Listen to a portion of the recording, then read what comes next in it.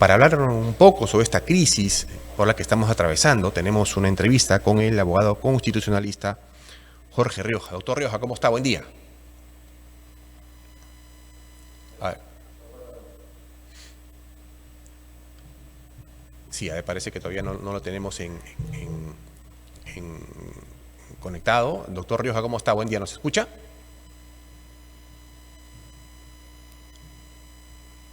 A ver, parece que ya lo tenemos. Doctor Rioja, ¿cómo está? ¿Me escucha? Buenos días. Buenos días, doctor Rioja. A ver. Hola, hola. ¿Cómo está, doctor? Buenos días. Ahora sí no se escucha bien, ¿no? Ya. Y ahora se escucha bien. Doctor, desde el punto de vista constitucional, ¿no? Usted es un abogado constitucionalista, ¿cómo se puede analizar lo que ha ocurrido en esta primera vuelta con tantas irregularidades y que seguramente han terminado manchando En verdad, mira, las elecciones? El tema de las elecciones de un tiempo a esta parte pasa por un problema muy crítico en el contexto de que las autoridades electorales, llámese RENIEC, para empezar, se conoció de que se secuestraron todos esos datos, y sobre eso no se está diciendo nada. Luego tenemos la irresponsabilidad de la OMPE, que no entregó el material electoral para poder ejercer nuestros derechos políticos. A ello se suma la flagrante violación que incurre el presidente del jurado y el colegiado como tal, al tener que prorrogar un día más las elecciones sin que la ley así lo prevea. Debemos entender que el Jurado Nacional de Elecciones no tiene facultad legislativa alguna para modificar la ley, y mucho menos sobre el proceso.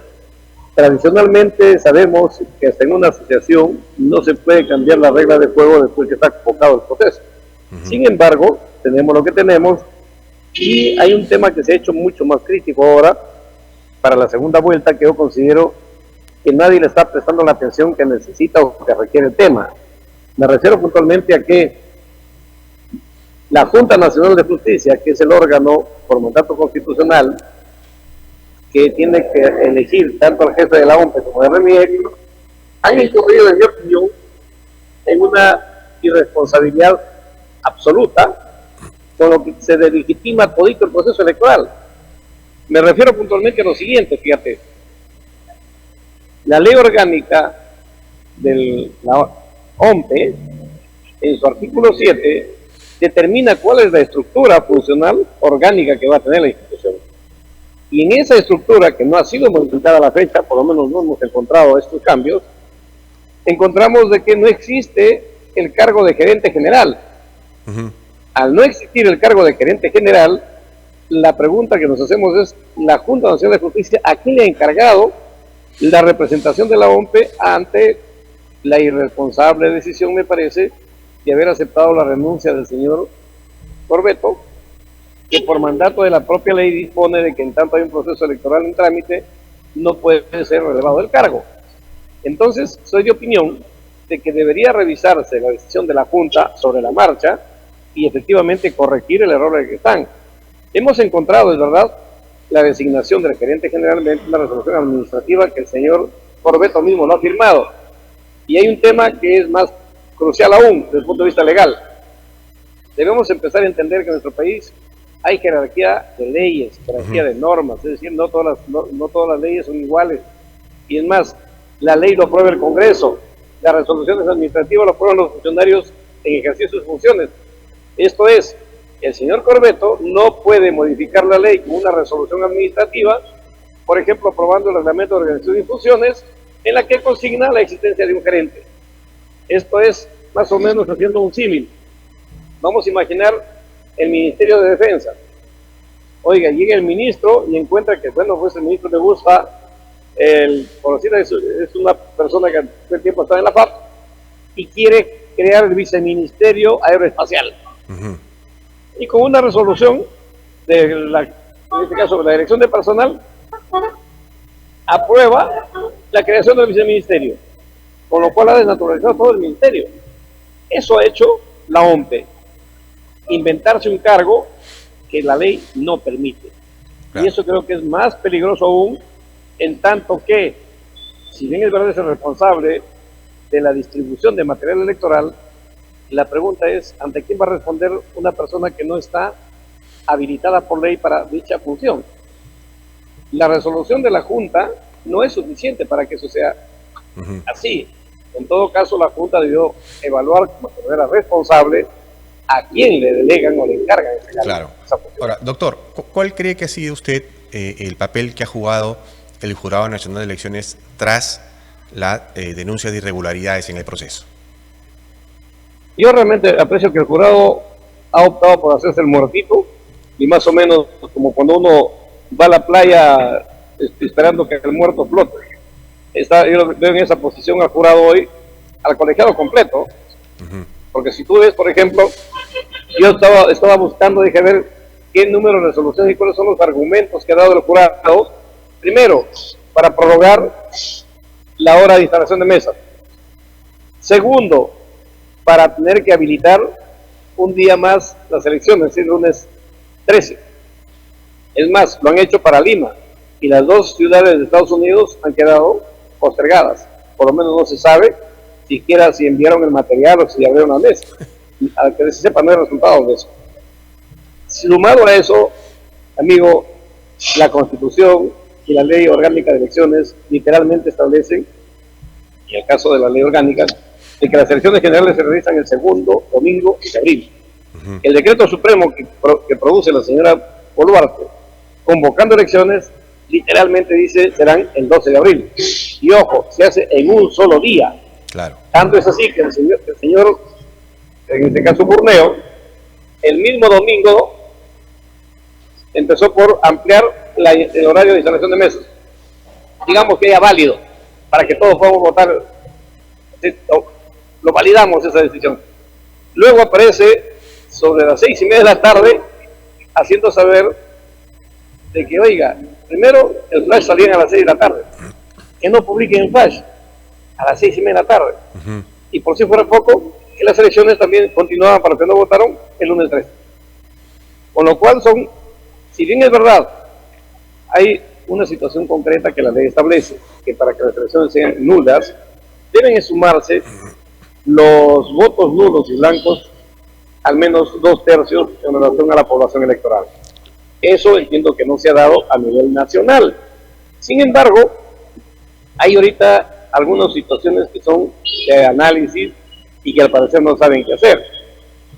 Por ejemplo, respecto a diputados en Piura, respecto al Senado en Madre de Dios, en Cerro de Pasco, donde hay más votos nulos y blancos que válidos. ¿Serán proclamados los que tienen más votos en esas jurisdicciones? No ha previsto eso la ley. Claro. Entonces, no solamente está el tema hoy de que la segunda vuelta, en mi opinión, le han encargado a un funcionario que no corresponde por mandato de la ley, y eso creo que es grave. Ahora, doctor, en medio de esta situación que usted advierte, de esta irregularidad, ¿cuál cree que va a ser el ánimo en esta segunda vuelta? ¿Mucho más desconfianza que en la primera, después de todo esto? En verdad, yo creo que el mismo proceso electoral, yo soy de la opinión siguiente desde el punto de vista jurídico. La única solución a esto es proponer desde el Congreso, por excepción excepcional, un nuevo cronograma de elecciones que podría ser, por ejemplo, dependiendo cuánto tiempo demore la OMPE en habilitar las cédulas, y hacer un proceso nuevo. ¿Por qué razón? Si bien es verdad que todo lo que hemos comentado de los improntos, de la OMPE, no entregar material, del presidente del Jurado Nacional de violar la Constitución y la ley orgánica, no están como causales de nulidad, también es verdad que son eventos que sí permiten la anulabilidad, se llama en derecho. Y la suma de todos esos errores, en mi opinión, habilitan un proceso, como decía, que por excepción excepcional, el Congreso modifique la ley, por única vez también debería ser, a efectos de que se dé en un escenario similar, si quieres, a lo que se dio cuando el señor Fujimori renunció a la presidencia de la República. Nadie podía reemplazarlo. Sumado a ello, renunció el señor Tudela y el señor Márquez a asumir la sucesión. El Congreso se citó a 2 sesiones extraordinarias a efectos de reformar la Constitución, y cada una fue de un día. Es decir, en 2 días resolvieron el tema y solo así pudo el señor Paniagua asumir la presidencia de la República. Claro. Es decir, en una situación de crisis como la que tenemos nosotros, política, de los últimos 200 años en el Perú, tenemos que empezar a buscar soluciones que faciliten y habiliten el procedimiento de convivencia democrática. De otro modo, nos exponemos realmente a que tengamos que lamentar después, y el lamento no resuelve nada. Tiene que haber una concordancia política de los actores políticos de hoy, que aún con las dificultades o funcionamientos que se les hace, pero son los representantes y los que están normalmente terminando su mandato. Claro. Pero no podemos negarnos a que, en mi opinión, esa es la vía de solución. Claro. Doctor, se habla de que, usted ha señalado, ¿no?, que el Jurado Nacional ha optado por hacerse el muertito. Bueno, una de las reacciones que ha intentado tener este Jurado Nacional de Elecciones ha sido hacer una auditoría. Pero no ha quedado muy claro quién va a hacer la auditoría, y en cuánto tiempo y sobre qué. ¿Usted ve seria esta propuesta de parte del jurado de hacer esta auditoría, o simplemente es un saludo a la bandera? Fíjate, la auditoría tendría que haberse dado no solamente en un escenario de puerta cerrada del propio jurado. La pregunta sería, ¿no?, ¿a quién está auditando?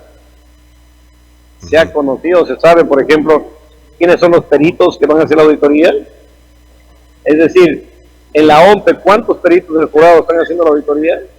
¿Qué están auditando? La forma como llegaron los resultados a la OMPE, la forma como se están transmitiendo los datos, están auditando por qué no funcionaron las laptops para que puedan enviar la información. Y en realidad me parece no solamente una cortina de humo para distraer la atención de la gente y con eso aparentemente validar lo que ha nacido muerto. Claro, entonces, de todas maneras, el Jurado Nacional de Elecciones daría seguramente una conferencia de prensa para anunciar los resultados de la auditoría, pero no habría mayor cambio, ¿cree usted? En mi opinión no, porque es más, como te comento, o sea, nadie sabe de qué están auditando, porque supongo que han tenido que ser llamados todos los personeros de los 37 partidos políticos participantes. Claro. Y por lo menos de lo que se sabe, ningún personero ha sido llamado. O sea, la auditoría, ¿a quién y de qué se está haciendo? Es más, ¿hay efectivamente potencial humano en el jurado para hacer esa auditoría? No lo creo. Claro. Doctor, para terminar... Pero nos vendes ese cuento. Sí, para terminar, porque sé que tiene una agenda que cumplir. ¿Cómo quedan las instituciones como tal luego de todo esto? En realidad, las instituciones del sistema electoral, como te decía, la RENIEC, que ha permitido, hoy asumo que es por descuido, el secuestro y robo de toda la data de los 35 millones de peruanos. El punto de quiebre es, oiga, ¿qué hacemos con la RENIEC?